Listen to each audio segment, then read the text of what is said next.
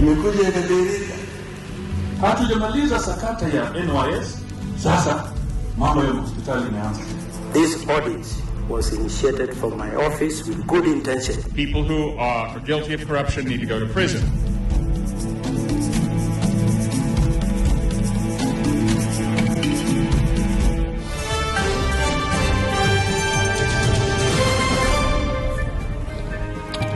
Hello there and welcome to NTV News Update. We have some stories making your headlines this morning. My name is Ken Mijungu and we begin with Kuresoi, where a somber mood engulfed the Baguette village in Kuresoi South after an 11-year-old girl was allegedly beaten to death by her parents. The parents, Bernard Lagat and Maureen Tabitha, are in police custody at the Kerigate police station. The Standard 2 pupil at Kelelwet Primary School, Judy Chepkurui, is said to have gone to attend a Kalenjin circumcision ceremony together with her peers, a move that angered her parents for she did not seek permission. Ilikuwa ni maajabu na hata sisi kama wazazi, sisi kama viongozi, hatuja kubali kitendo hicho. Hiyo kitendo ni kibaya na tunaomba serikali iweze kuchukua hatua kwa wazazi. Locals gathered at the home of the girl. They spoke in low tones and others consoled the younger siblings. Na tukaenda tukakamatia huko huyu mtu karibu na kanisa ya HC. Tukakamata huyu mtu, alikuwa amekunywa pombe kabisa na lala chini. Alikuwa amepoteza hata mwelekeo. Tukaleta yeye tukaweka gari. According to neighbors, Chepkurui cried for help, but the cry fell on deaf ears. The parents went ahead to tie her limbs with a piece of rope and continued to beat her up. The girl passed on as she was being rushed to Olengurone Hospital. Sio siku moja anachapa msichana mara mingi. Anachapa akiambia nitakuwa.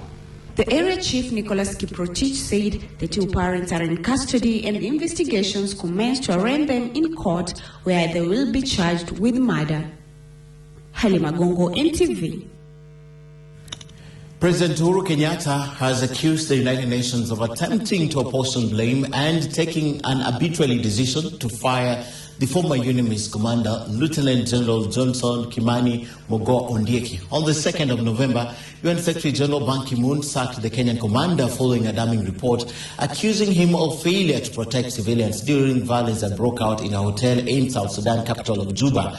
But Kenyatta said the decision was hurried and should have been informed by wider consultations. He made the comments while attending an annual dinner of members of the diplomatic corps in Uganda held at the Serena Conference Center located in Kampala. The President of Kenya, Uhuru Kenyatta, has fired barbs at the UN for dismissing Lieutenant General Johnson Ondeki, who was the commander of the UN mission in South Sudan in the war-racked country. Kenyatta made the comments while attending a dinner at the Serena Conference Center in Kampala, hosted for the diplomatic corps. He accused those who took a decision of acting arbitrarily and trying to find a scapegoat shortly after mayhem broke out in the flashpoint capital of South Sudan on July 8, 2016. But then when you have an international community, an international multilateral organization, take a decision without consultation, without any debate, because, and I must say, of a very unfortunate incident that happened in Juba, a most unfortunate incident, and one which we condemn highly.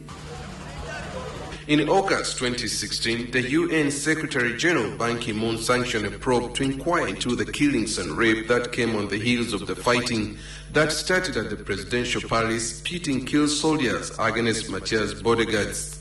On 2nd November, UN Secretary General Ban Ki-moon sacked the Kenyan commander following a damning report accusing him of failure to protect civilians during the violence.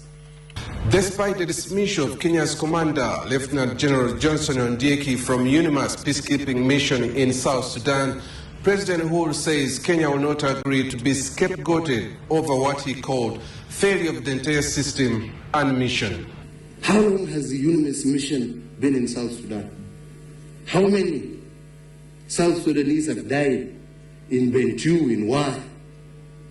How many South Sudanese women have been raped? What has UNMISS been doing that whole period? Isn't there appropriate? But now, because of one incident, somebody must take the blame. He also fired a veiled barb at the International Criminal Court, saying barely after Donald Trump was announced president-elect, the Hague-based institute should have commenced a probe on post-election violence. Of the people of the United States, that they have elected a president, and we accepted their sovereign right to do so, despite the fact that there were violent demonstrations. In fact, I was quite tempted to look for Fatou Bensouda to put the case against post-election violence in the United States.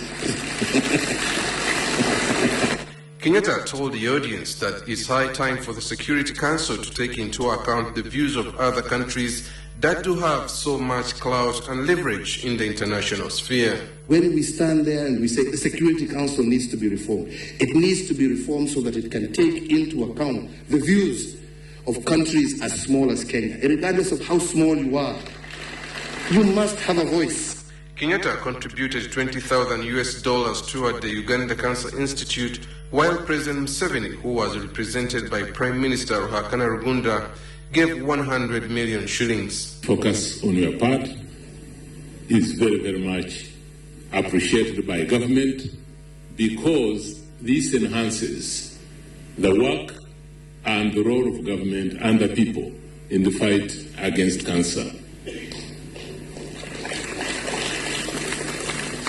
As all of you know, cancer is ravaging both our country and our region.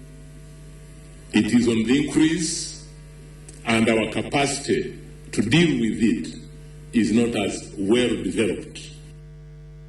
The funds raised from the dinner will be used to kickstart an early detection center at the Cancer Institute. Aaron Mukama, NTV Weekend Edition. One person, a boda rider, was killed in a hit and run along the Nairobi-Naivasha highway last night. The man was killed by a speeding vehicle, the second in just a week. Residents of Kayola Estate in Naivasha claim there's been a number of deaths along that stretch, especially near a local hotel associated with a televangelist. The charged residents marched to the hotel along the highway, pelting it with stones, breaking windows and causing damage to the property around the premise. Police had to be called in and they fired tear gas to the crowd to disperse it. Earlier this year, bumps were put along that stretch, but residents say they are not enough to stop the deaths.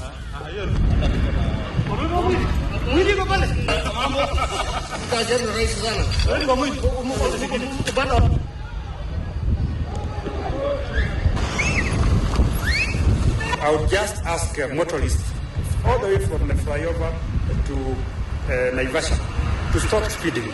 Kindly observe the speed limit of 50 kilometers per hour, because it's a built-up area, and whenever you speed, you definitely are going to cause an accident. Right now we've lost one person, which is tragic, and you also cause a lot of inconvenience to other motorists. And in sports, the national women's football team must win the remaining 2 matches in Group B to advance to the semi-finals of the African Women's Cup of Nations. The Harambee Starlets gave away an early lead to lose 3-1 to Ghana in their first ever AFCON match, one that was marred with poor officiating. So far, the national women's football team Harambee Starlets started well in the first Group B match against Ghana in Limbe, Cameroon. Essia Kida volleyed home the opening goal of the match in the 23rd minute for a halftime lead. It's clear the far post. It's a goal. Kenya have opened the scoring against Ghana. Can you believe it? The debutants have struck first here.